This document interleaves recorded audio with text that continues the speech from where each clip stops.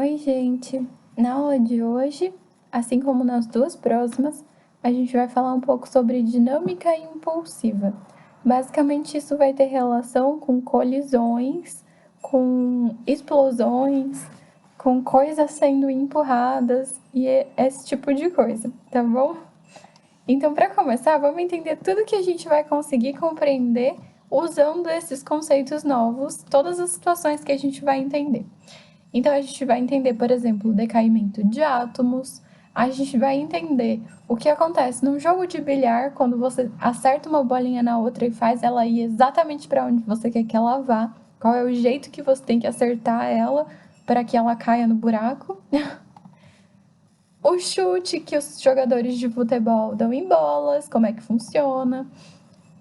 Quando alguém dá um tiro, por exemplo, com um paintball, sei lá, qualquer tipo de arma, mesmo que seja de mentira. Por que tem aquela... É chamado de ricocheteio, né? A pessoa vai para trás quando atira.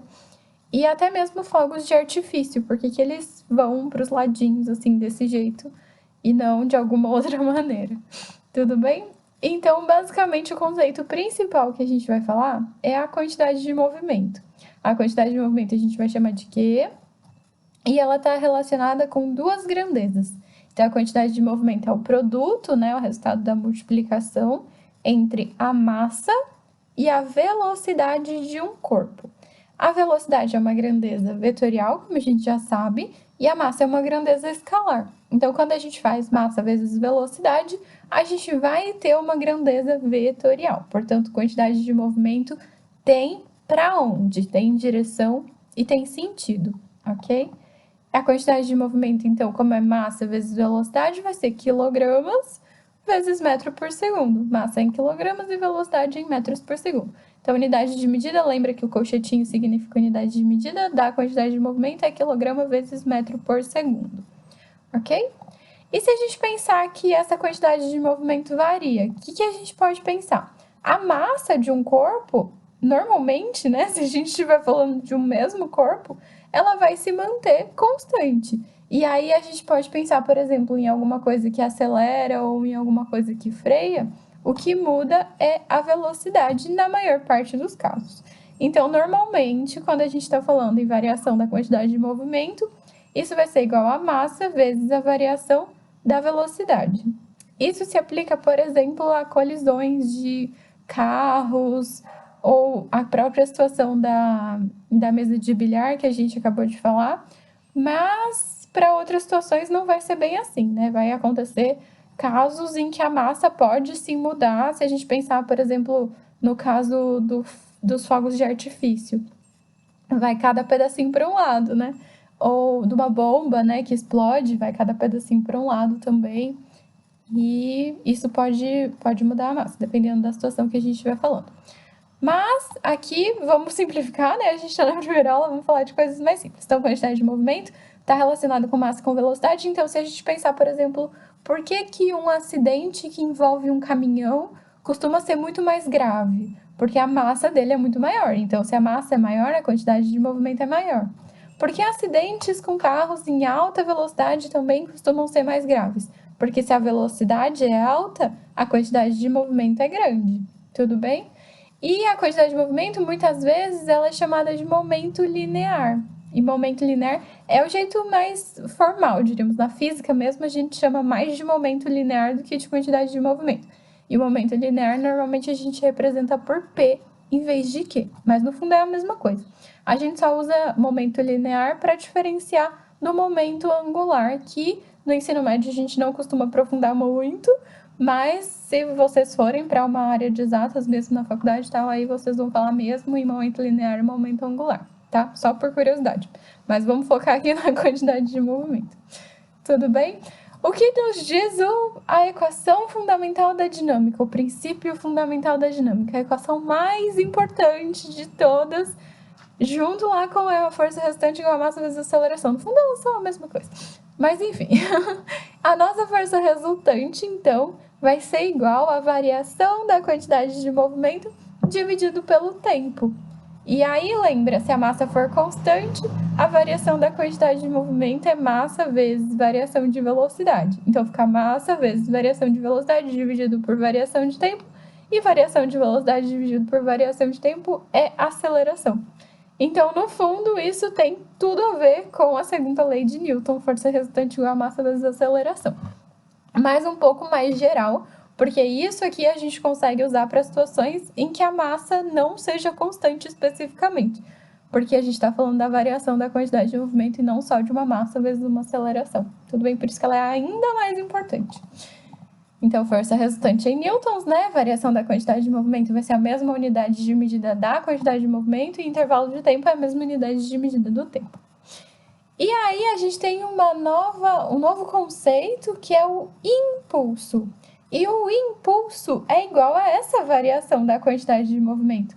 Então lembra que a variação da quantidade de movimento era a força vezes o tempo. Se isso daqui é o impulso, então o impulso é igual a força vezes o tempo, certo? Então o impulso a gente vai medir ele como... Opa, era para ser N aqui, peraí, deixa eu arrumar. Agora tá certo. Então, o impulso, como ele é medido como uma força, que é medida em newtons, vezes um tempo, um intervalo de tempo, que é medido em segundos, a unidade de medida dele pode ser newton vezes segundo, que no fundo é a mesma coisa que quilograma vezes metro por segundo, já que ele é igual à quantidade de movimento. Se a gente quiser conferir, é só pensar nas unidades de medida de força naquelas unidades básicas do sistema internacional, lembra? Então, a gente sabe, por exemplo, pensando na segunda lei de Newton, a gente sabe que força restante é massa vezes aceleração. Então, Newton é quilograma vezes metro por segundo ao quadrado. Mas isso multiplicado por segundo, a gente chega em quilograma vezes metro por segundo. Então, tudo faz sentido, certo? Então, o impulso é igual a força vezes a variação de tempo, ok? Vezes o intervalo de tempo. Força restante vezes o intervalo de tempo é igual ao impulso, impulso é igual à variação da quantidade de movimento. Aí, com isso, olha só que coisa interessante a gente entende.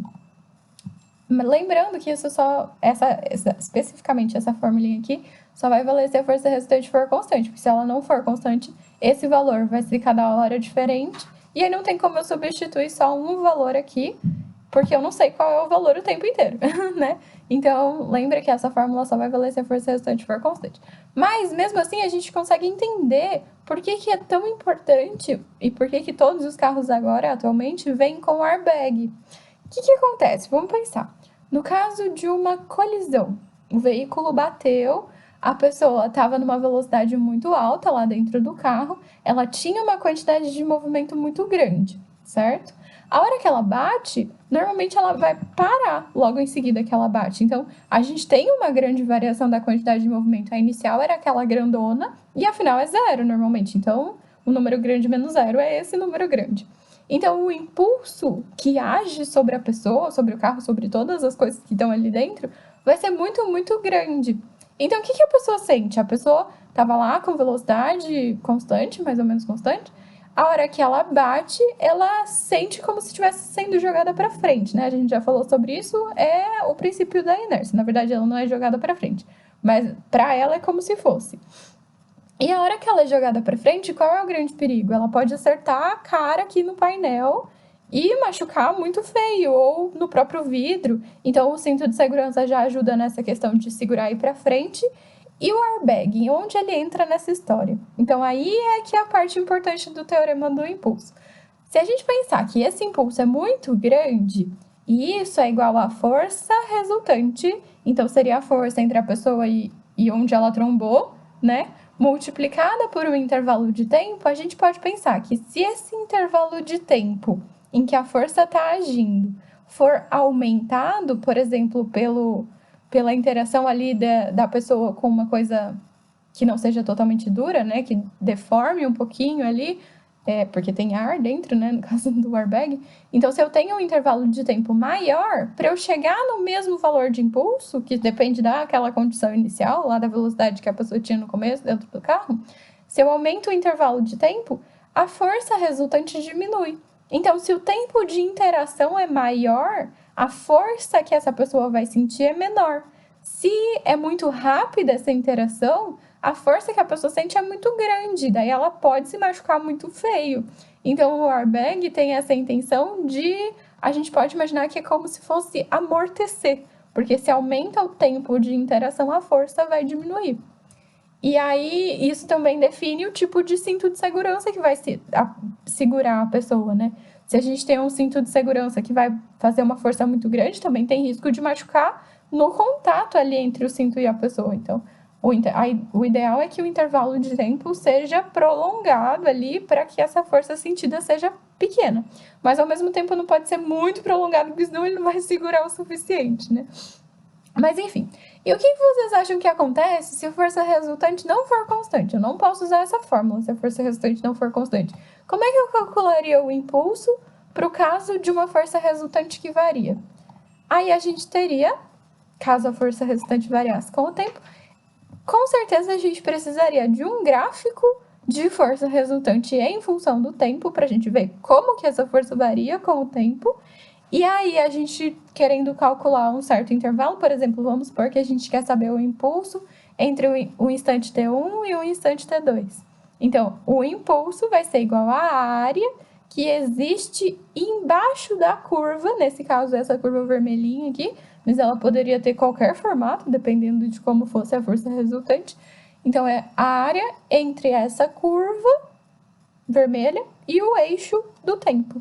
Então, essa área é igual ao impulso. E é numericamente igual, lembra? Porque a área, no fundo, a gente mediria em metro quadrado, centímetro quadrado, alguma coisa assim. Só que por que eu digo numericamente igual? Porque impulso não é medido nessa unidade de medida. Mas o valor é o mesmo. O valor da área corresponde ao valor do impulso. Apesar de não ter a mesma unidade de medida. Por isso tem um N aqui em cima. E é isso. Na próxima aula, então, a gente aprofunda um pouquinho mais nesses conceitos e logo, logo a gente vai estar entendendo todas aquelas situações que a gente viu no comecinho da aula de hoje. Ok, gente? Até!